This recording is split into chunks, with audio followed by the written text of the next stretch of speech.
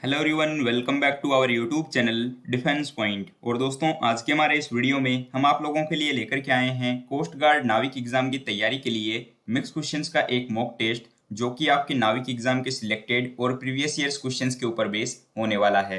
तो वीडियो को एंड तक देखिएगा। और साथ ही अगर आप लोग चैनल के ऊपर पहली बार विजिट कर रहे हैं तो इसको सब्सक्राइब जरूर से कर लें और बेल आइकन को प्रेस कर लें, ताकि आप लोगों को हमारे द्वारा दिए जाने वाले सभी लेटेस्ट अपडेट्स मिलते रहें। तो चलिए शुरू करते हैं वीडियो बिना किसी देरी के। तो देखिए फर्स्ट क्वेश्चन जो कि दिया हुआ है कि select the most appropriate antonym of the given word. तो दोस्तों यहाँ पर जो है आपको एक वर्ड दिया हुआ है अबेंडन, और इसके लिए जो है आपको बताना है कि एंटोनियम क्या होगा। तो दोस्तों यहाँ पर जो है सबसे पहले आपको इस अबेंडन वर्ड का मीनिंग पता होना चाहिए। तो दोस्तों अबेंडन का मतलब होता है छोड़ देना या फिर त्याग करना। ठीक है, क्या होता है? त्याग करना या फिर किसी को छोड़ देना। तो अब देखिए बाकी आपको ऑप्शंस दिए हुए हैं एबोर, एग्री, एबोलिश या फिर सपोर्ट। तो दोस्तों जिस प्रकार एबेंडन मतलब होता है त्याग करना, उसी प्रकार इसका ऑपोजिट हो जाएगा सपोर्ट, जिसका मतलब होता है समर्थन करना। ठीक है, या फिर किसी को सपोर्ट करना। तो राइट आंसर हो जाएगा ऑप्शन डी। देखिए बाकी ऑप्शंस को लेकर बात करें तो यहाँ पर देखिए एबोलिश आपको दिया हुआ है। तो एबोलिश मतलब क्या हो जाता है? तो इसका मीनिंग हो जाएगा समाप्त करना। ठीक है, क्या होता है? समाप्त करना। बाकी एग्री मतलब हो जाएगा आपके देखिए सहमत। ठीक है, सहमति दर्शाना या फिर सहमत होना। और एबोर मतलब होता है आपके घृणा करना। ठीक है, क्या होता है? घृणा करना। चलिए अब देखिएगा क्वेश्चन नंबर 2। और यहाँ पर जो है आपको फिलर्स का एक क्वेश्चन दिया हुआ है, और क्वेश्चन में बोला जा रहा है कि select the most appropriate word to fill in the blank. तो यहाँ पे सेंटेंस है आपके पास में, the new recruit was dash to impress his superiors. तो यहाँ पे आपको बताना है कि इन चारों ऑप्शंस में से क्या आ सकता है। ऑप्शन है आपके पास सिंसियर, कोर्डियल, एगर या फिर इंटेंट। तो दोस्तों अगर इस सेंटेंस को देखा जाए तो यहाँ पर इसके अकॉर्डिंग ऑप्शन सी जो एगर दिया हुआ है ना, ये एकदम सही होगा। क्योंकि देखिए एगर मतलब क्या होता है? एगर मतलब हो जाएगा उत्सुक होना। ठीक है, उत्सुक होना। तो यहाँ पे राइट आंसर हो जाएगा ऑप्शन सी। अब देखिए बाकी ऑप्शंस को लेकर बात करें तो सिंसियर मतलब क्या होता है? तो सिंसियर मतलब हम लोग बोलते हैं ना कि वो सिंसियर है या फिर एक तरीके से ईमानदार है, आप ये बोल सकते हैं। ठीक है, कोर्डियल मतलब क्या हो जाता है दोस्तों? तो कोर्डियल मतलब हो जाता है हार्दिक, हम लोग बोलते हैं ना हार्दिक अभिनंदन। ठीक है, तो इसका मतलब हो जाएगा हार्दिक। और इंटेंट मतलब होता है आपके इरादा करना। ठीक है, या फिर इरादा रखना। चलिए अब देखिएगा क्वेश्चन नंबर 3। यहाँ पर जो है आपको वन वर्ड सब्स्टिट्यूशन का एक क्वेश्चन दिया हुआ है, और नाविक एग्जाम में एक क्वेश्चन आपको देखने को मिल जाता है इस टाइप का। तो देखिए क्या बोला जा रहा है कि scientific study of the nervous system and brain is called. ठीक है, तो जो आपके मतलब कि ब्रेन और नर्वस सिस्टम की जो स्टडी होती है उसको क्या बोला जाता है, ये पूछा जा रहा है। तो ऑप्शन है आपके पास में न्यूरो साइंस, नेफ्रोलॉजी, कार्डियोलॉजी या फिर साइकोलॉजी। तो यहाँ पे दोस्तों आपका राइट आंसर हो जाएगा ऑप्शन ए। देखिए scientific study of the nervous system and brain is called neuro science, यानी कि तंत्रिका विज्ञान। तो न्यूरो साइंस मतलब हो जाता है आपके तंत्रिका विज्ञान। देखिए बाकी ऑप्शंस को लेकर बात करें तो नेफ्रोलॉजी क्या होता है? तो नेफ्रोलॉजी होता है आपके किडनी का अध्ययन करना। ठीक है, कार्डियोलॉजी क्या होता है? तो दोस्तों कार्डियोलॉजी होता है आपके हृदय रोग विज्ञान। ठीक है, और देखिए साइकोलॉजी को लेकर बात करें तो साइकोलॉजी हो जाती है आपके मनोविज्ञान। आई होप कि सारे ऑप्शंस आपके क्लियर हो गए होंगे। चलिए अब देखिए क्वेश्चन नंबर 4। और यहाँ पे क्वेश्चन में बोला जा रहा है कि identify the segment in the sentence which contents A grammatical error. यानी कि आपको ये जो नीचे सेंटेंस दिया हुआ है इसमें आपको फाइंड करना है कि कौन से पार्ट के अंदर एरर है। ठीक है, तो यहाँ पे देखिए सेंटेंस है आपके पास में, the old lady find its difficult to climb the steep steps of the train and ask for help. ठीक है, तो यहाँ पर आपको बताना है कि सेंटेंस में कहाँ पे एरर है। तो दोस्तों अगर इस सेंटेंस को देखा जाए ना तो इसमें ये जो आस्क आया है, ठीक है, जो कि वर्ब की सेकंड फॉर्म है, तो इससे जो है आपको क्या पता चल जाता है? तो इससे ये जो है साफ है कि ये जो सेंटेंस है ये पास्ट में है। ठीक है, तो ये जब पास्ट में है तो इसकी जो पहली वर्ब है जो कि आपको दी गई है फाइंड्स। ठीक है, तो ये भी जो है आपके वर्ब की सेकंड फॉर्म आएगी। ठीक है, यानी कि यहाँ पे फाइंड की जगह पे आ जाएगा आपके फाउंड। ठीक है ना, तो यहाँ पे जो है इसके पहले ही पार्ट के अंदर एरर है कि फाइंड्स की जगह पे जो है यहाँ पे आएगा फाउंड। फिर देखिए करेक्ट सेंटेंस क्या हो जाएगा कि the old lady found its difficult to climb the steep step of the train and ask for help. ठीक है, चलिए अब देखिए क्वेश्चन नंबर 5। यहाँ पे जो है आपके पास रीजनिंग के क्लासिफिकेशन का एक क्वेश्चन दिया हुआ है और क्वेश्चन में बोला जा रहा है कि उस संख्या युग्म का चयन करें जिसमें दो संख्याएं उसी प्रकार से संबंधित है जिस प्रकार नीचे दिए गए युग्म की दो संख्याएं संबंधित है। तो आपको बोला जा रहा है कि जिस प्रकार 10 और 24 का आपस में रिलेशन है उसी प्रकार से बताना है कि इन ऑप्शंस में से जो है कौन सा सही होगा। तो देखिए दोस्तों, अगर हम लोग यहाँ पर चेक करें कि 10 और 24 के बीच में आपस में किस प्रकार से रिलेशन है, तो यहाँ पर देखिए क्या हो जाएगा कि अगर देखिए कि मैं यहाँ पर 3 का स्क्वायर कर दूं, ठीक है, और उसमें 1 को ऐड कर दूं ना, तो देखिए हमारे पास में 10 आ जाता है, ठीक है, क्योंकि 3 का स्क्वायर 9 प्लस 1 10 हो जाएगा, ठीक है। उसी प्रकार देखिए यहाँ पर मैं अगर 5 का स्क्वायर कर दूं और -1 कर दूं, तो देखिए 5 का स्क्वायर 25 और 25 माइनस 1 हो जाएगा 24, ठीक है ना। और उसी टाइप से देखिए आप ऑप्शन सी को, ठीक है, ऑप्शन सी को देखिएगा, यहाँ पर आपको दिया हुआ 50 और 80, है ना। तो यहाँ पर देखिए 50 और 80 में क्या हो जाएगा, देखिए मैं यहाँ पर जो है 7 का स्क्वायर करूंगा और उसमें जो है प्लस का 1 ऐड कर दूंगा, तो 7 का स्क्वायर 49 प्लस 1 हो जाएगा 50, ठीक है। और यहाँ पर देखिएगा अब मैं क्या करूंगा, तो देखिए जिस प्रकार 3 के बाद 5 आया था ना, यानी कि 1 का गैप था, उसी प्रकार देखिए 7 के बाद में 1 का गैप 8 और यहाँ आ जाएगा 9, ठीक है ना। तो 9 का स्क्वायर करूंगा -1 कर दूंगा, ठीक है। तो 9 का स्क्वायर हो जाएगा 81 और माइनस का 1 करेंगे तो आएगा 80। तो राइट आंसर हो जाएगा आपका ऑप्शन सी। अब देखिए क्वेश्चन नंबर 6। यहाँ पे जो है आपको रीजनिंग के सीरीज का एक क्वेश्चन दिया हुआ है और क्वेश्चन में बोला जा रहा है कि निम्नलिखित श्रृंखला में कौन सा अक्षर समूह जो है वो प्रश्नवाचक चिन्ह के स्थान पर आएगा, ठीक है। तो दोस्तों सबसे पहले जो है मैं इस सीरीज को स्टेप बाय स्टेप ओपन करके नोट कर लेता हूं, जिससे कि आप लोगों को समझाने में आसानी होगी। तो यहाँ पर दोस्तों मैंने इस सीरीज को नोट कर लिया है। अब देखिए इसमें क्या हो रहा है, तो ये सीरीज जो है ना सी से एफ की ओर जा रही है, यानी कि यहाँ पे प्लस का 3 हुआ है, ठीक है। फिर देखिए ये एफ से के की ओर जा रही है, ठीक है, यानी कि यहाँ पर प्लस का 5 हो रहा है। तो अगली बार दोस्तों क्या हो जाएगा, तो +3 +5 +7 हो जाएगा, ठीक है। तो के साथ में हम प्लस का 7 ऐड कर लेंगे, तो देखिए के जो है अल्फाबेट में 11 नंबर पे आता है और उसमें अगर प्लस का 7 ऐड करेंगे तो आर आ जाएगा, ठीक है। चलिए अब देखिएगा यहाँ पर जो है आपको ई के बाद जे आ रहा है, ठीक है, यानी कि यहाँ पे प्लस का 5 हुआ है। फिर देखिए जे के बाद क्यू, तो जे के बाद क्यू यानी यहाँ पर प्लस का 7 हुआ है। तो अगली बार क्या हो जाएगा, यहाँ पर प्लस का 9, तो प्लस का 9 करेंगे तो यहाँ पे आ जाएगा आपके जेड। अब देखिएगा ये यहाँ पे डी से एच, यानी कि यहाँ पे क्या हो रहा है, प्लस का 4 हो रहा है, ठीक है। फिर देखिए एच से एन, यानी कि यहाँ पर जो है आपके प्लस का 6 हुआ है। तो अगली बार क्या हो जाएगा, प्लस का 8 हो जाएगा। तो देखिए n के साथ में अगर आप लोग प्लस का 8 ऐड करेंगे ना, तो यहाँ पे आपके पास आ जाएगा v। तो देखिए आपका आंसर आ चुका है RZV, जो कि आपको दिया हुआ है ऑप्शन सी के अंदर, ठीक है। तो दोस्तों आप लोग जो है एग्जाम के अंदर जो है इस टाइप से भी सॉल्व कर सकते हैं और अगर आप लोग चाहें तो इसको क्वेश्चन को डायरेक्टली भी सॉल्व कर सकते हैं, ठीक है। लेकिन मैंने आपको समझाने के लिए पूरा जो है इसको डिटेल में सॉल्व करके यहाँ पर दिखाया है।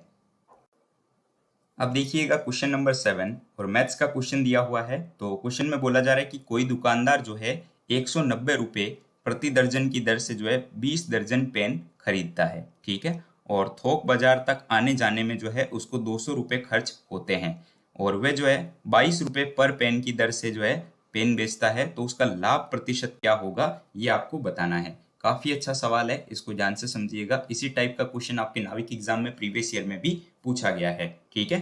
तो यहाँ पर देखिए आपको जो है सबसे पहले ये देख लेना है कि जो क्रय मूल्य होगा, ठीक है, पेन का, तो वो क्या होगा, ठीक है, यानी कि पेन का क्रय मूल्य क्या है ये देखना है।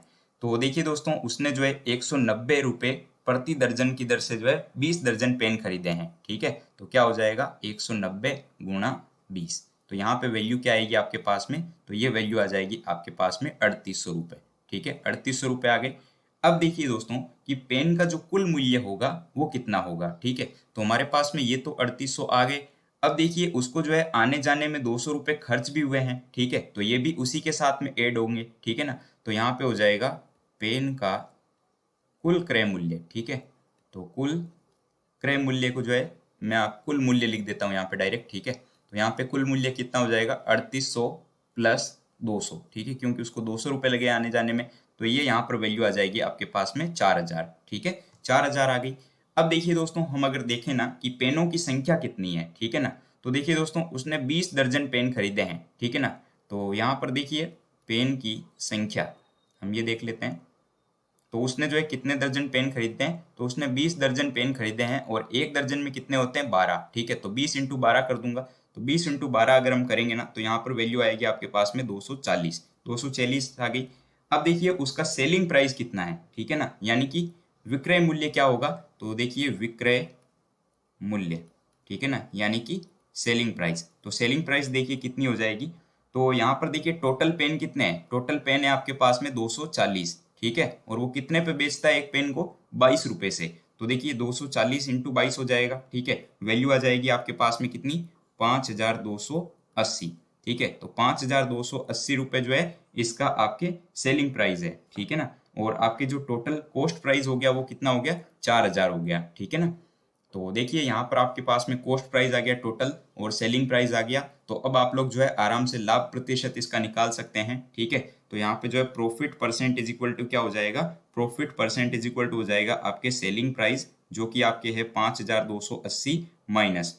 अब देखिएगा यहाँ पे आपकी कॉस्ट प्राइस, तो कॉस्ट प्राइस दोस्तों आपको ये 3800 रुपये नहीं लेना है, ठीक है ना, क्योंकि देखिए उसको आने जाने में 200 रुपये खर्च भी हुए थे। तो यहाँ पर जो है आपको 4000 रुपये लेना है, तो ये हो जाएगा आपके 4000, ठीक है, और बट्टा में आ जाएगा आपके कॉस्ट प्राइस यानी कि 4000 और मल्टीप्लाई बाई 100, ठीक है। इसको अब आप सॉल्व करेंगे तो ये वैल्यू क्या आएगी आपके पास में, ये आ जाएगा 1280 बट्टा 4000 गुणा 100, ठीक है, और इसको सॉल्व करते ही आपके पास में वैल्यू आ जाएगी 32%। तो राइट आंसर हो जाएगा आपका ऑप्शन डी 32%।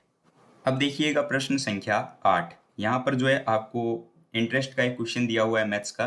तो क्वेश्चन में बोला जा रहा है कि 5 वर्ष के अंत में 15,000 की जो राशि पर साधारण ब्याज है वो आपके 9,750 रुपये है। यदि ब्याज की जो दर है ना इसको अगर 3% कम कर दिया जाए तो ब्याज जो है वो कितना होगा, ये आपको बताना है, ठीक है। तो दोस्तों हम मान लेते हैं कि जो ब्याज की दर है वो आपकी कितनी है, हम मान लेते हैं इसको कि ये R% है, ठीक है। हमने मान लिया कि जो रेट है यानी कि जो दर है वो R% है। अब देखिए दोस्तों हम जो है यहाँ से इंटरेस्ट निकाल सकते हैं, ठीक है, यानी कि रेट निकाल सकते हैं, सॉरी। तो देखिए रेट कितनी हो जाएगी यहाँ पर, तो हम जानते हैं कि ब्याज बराबर होता है मूलधन गुणा समय गुणा दर बट्टा 100, ठीक है। तो यहाँ पर देखिए आपके पास में ब्याज कितना है, तो ब्याज हो जाएगा आपके 9,750 इज इक्वल टू प्रिंसिपल यानी कि मूलधन, तो मूलधन है 15,000 इंटू आर आ जाएगा यहाँ पे क्योंकि दर हमने मानी है आर, और टाइम कितना है 5 वर्ष, और बट्टा में कितना आ जाएगा 100, ठीक है। इसको जब आप दोस्तों सॉल्व करेंगे ना तो ये आपके पास में आर की वैल्यू आएगी 13%, ठीक है। आर की वैल्यू कितनी आ गई, तो आर की वैल्यू आ गई यहाँ पर 13%। अब देखिए क्वेश्चन के अकॉर्डिंग ब्याज दर जो है ना ये 3% कम हो, ठीक है, यानी कि 3% कम कर दिया जाए। तो देखिए अब जो है क्वेश्चन के अकॉर्डिंग, तो इसको मैं लिख देता हूँ एक तरीके से ATQ यानी कि अकॉर्डिंग टू क्वेश्चन। तो अब देखिए कि ब्याज दर जो है वो हमारे पास आई 13%, लेकिन क्वेश्चन में बोला जा रहा है कि इसको 3% कम कर दो, ठीक है ना। तो यहाँ पर वैल्यू क्या आएगी, तो ये वैल्यू आ जाएगी 10%, ठीक है। तो 10% आ गई। तो अब यहाँ से जो है आप लोग निकाल सकते हैं कि ब्याज कितना होगा। तो दोस्तों देखिए कि ब्याज बराबर क्या हो जाएगा, ब्याज बराबर हो जाएगा आपके 15,000 गुणा 10 गुणा 5, ठीक है। हमने यहाँ पर जो नई वाली रेट आई थी 10% वो वैल्यू पुट की है, ठीक है, और टाइम 5 वर्ष हो गया, और बट्टा में आ जाएगा आपके 100। अब देखिए यहाँ पर इन जीरो से जीरो कैंसिल कर दीजिए और इनको गुणा कर लीजिए, वैल्यू आ जाएगी आपके पास में 7,500। तो देखिए 7,500 आपको जो है ऑप्शन डी के अंदर दिया हुआ है। काफी अच्छा सवाल था, आई होप कि आपको क्वेश्चन समझ में आ गया होगा। अब देखिए दोस्तों क्वेश्चन नंबर 9, यहाँ पर क्वेश्चन में बोला जा रहा है कि select the most appropriate meaning of the given idiom. तो यहाँ पर आपको एक इडियम दिया हुआ है, a bolt from the blue. तो a bolt from the blue का मतलब होता है दोस्तों अचानक होने वाली घटना, ठीक है। तो a bolt from the blue मतलब क्या हो जाएगा कि अचानक घटित होने वाली घटना। तो उसी प्रकार देखिए 4 ऑप्शंस आपको यहाँ पर दिए हुए हैं। तो इसी में जो है आपको ऑप्शन डी देखिए जिसमें दिया हुआ है अनएक्सपेक्टेड एंड सरप्राइजिंग इवेंट, ठीक है। तो यहाँ पे जो है इसके लिए सही सूटेबल मीनिंग ये हो जाएगा, तो correct answer will be option D. वैसे ईडीएम का जो हिंदी मीनिंग है वो आप लोग जरूर से नोट डाउन कर लीजिएगा, और काफी अच्छा ईडीएम है क्योंकि ये जो है आपके एसएससी का जो CHSL और MTS एग्जाम होता है उसके अंदर भी पूछा गया है। अब देखिएगा क्वेश्चन नंबर 10, यहाँ पर आपको एक और ईडीएम दिया हुआ है हरक्यूलिन टास्क, ठीक है। तो हरक्यूलिन टास्क के लिए जो है आपको बताना है कि इनमें से कौन सा अप्रोप्रिएट मीनिंग हो जाएगा। तो दोस्तों हरक्यूलिन टास्क मतलब होता है एक तरीके से बहुत कठिन कार्य, ठीक है ना। यानी कि जो बहुत ज्यादा हार्ड टास्क हो या फिर टफ टास्क हो, उसके लिए बोला जाता है हरक्यूलिन टास्क। ठीक है, तो 4 ऑप्शंस आपके पास हैं। तो इसमें अगर आप देखेंगे तो यहाँ पे भी आपका राइट आंसर हो जाएगा option A, very tough task, जिसके लिए हो जाएगा कि बहुत मुश्किल काम, ठीक है, या फिर बहुत कठिन कार्य।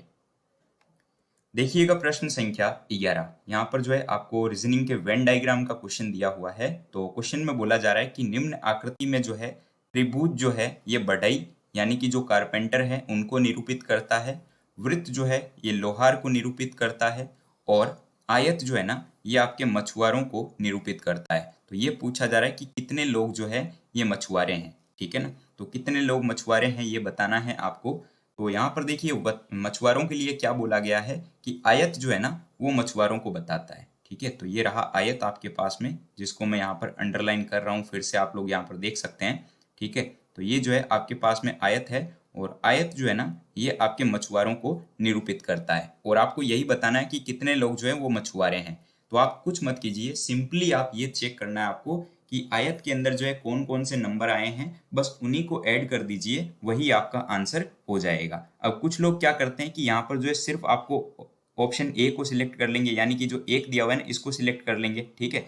तो दोस्तों अगर आप ऑप्शन डी को टिक करेंगे ना तो ये आपका गलत हो जाएगा, ठीक है ना। क्योंकि देखिए आपको ये बोला गया है क्वेश्चन में कि जो आयत है वो टोटली जो है मछुआरों को निरूपित करता है। तो यहाँ पर देखिए आपको ये देखना है कि इस आयत के अंदर कौन कौन से नंबर आए हैं। तो इसमें जो है आपको देखने को मिलेगा 1 + 3 + 2 + 4, ठीक है, क्योंकि ये सभी संख्याएं जो है इसी आयत के अंदर है। तो इनको ऐड कर लीजिए, तो देखिए 3 और 1 4 हो जाएगा, 4 और 4 8 और 2 10 हो जाएगा, ठीक है ना। तो आपके यहाँ पर राइट आंसर हो जाएगा कि 10 लोग जो है वो यहाँ पर मछुआरे हैं। आई होप कि क्वेश्चन जो है आपको यहाँ पे समझ में आ गया होगा।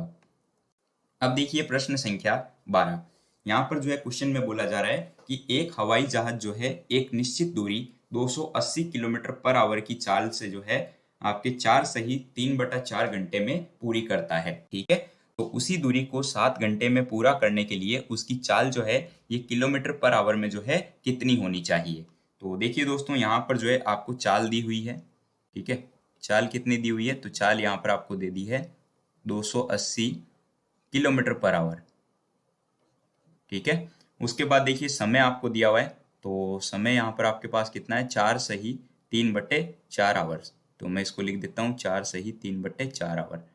अब देखिए यहाँ पर दूरी बराबर क्या होता है दोस्तों, तो दूरी बराबर हम जानते हैं कि आपके हो जाता है चाल इंटू समय। तो दूरी बराबर हो जाएगा चाल इंटू समय। अब देखिए यहाँ पर आपके पास में चाल है, तो चाल कितनी हो जाएगी 280 गुणा समय कितना है, तो समय देखिए ये इसको मैं सॉल्व करके लिख देता हूँ। तो 4 चौके 16 और 3 19/4 आ जाएगा आपके पास में यहाँ पर, ठीक है। तो ये हो जाएगा 19/4। तो यहाँ से जो है आपके पास में दोस्तों दूरी कितनी आ जाएगी, तो अगर आप लोग यहाँ से देखेंगे ना तो दूरी आपके पास में सॉल्व करने से इसको आएगी 1330 किलोमीटर, ठीक है ना। वैसे मैंने कैलकुलेशन पहले से कर रखी है, तो 1330 किलोमीटर आ जाएगा। अब देखिए क्वेश्चन के अकॉर्डिंग ये बोला जा रहा है कि उसी दूरी को जो है 7 घंटे में पूरा करने के लिए जो है उसकी चाल किलोमीटर/आवर में कितनी होनी चाहिए, ठीक है। अब आपके पास में समय कितना है 7 घंटे, तो चाल बराबर क्या हो जाएगा, तो चाल बराबर होता है दोस्तों दूरी बटा समय। तो अब दूरी कितनी है, दूरी है आपके पास में 1330, और समय अब नया समय कितना बोला है देखिए क्वेश्चन में 7 घंटे बोल दिया है, ठीक है ना। तो बट्टा में आ जाएगा 7, तो इसकी वैल्यू आपके पास में क्या आएगी, तो इसकी वैल्यू आएगी दोस्तों आपके पास में 190 किलोमीटर/आवर, ठीक है। तो राइट आंसर हो जाएगा आपके यहाँ पर ऑप्शन सी। बड़ा ही शानदार क्वेश्चन है। आई होप कि क्वेश्चन आपको यहाँ पे समझ में आ गया होगा। अब देखिए क्वेश्चन नंबर 13। यहाँ पर क्वेश्चन है कि जब दो लोग आपस में बातचीत करते हैं तब कितने डेसिबल की ध्वनि उत्पन्न होती है, ठीक है। तो देखिए दोस्तों डेसिबल जो होती है ना ये ध्वनि की तीव्रता की नापने की इकाई होती है। और अगर बात करते हैं दो लोगों को, ठीक है, कि वो जब आपस में बात करते हैं तो कितने डेसिबल की ध्वनि उत्पन्न होगी, तो यहाँ पर जो है आपका राइट आंसर हो जाएगा कि नियर अबाउट 30 डेसिबल, ठीक है, लगभग 30 डेसिबल के करीब जो है आपके ध्वनि उत्पन्न होती है।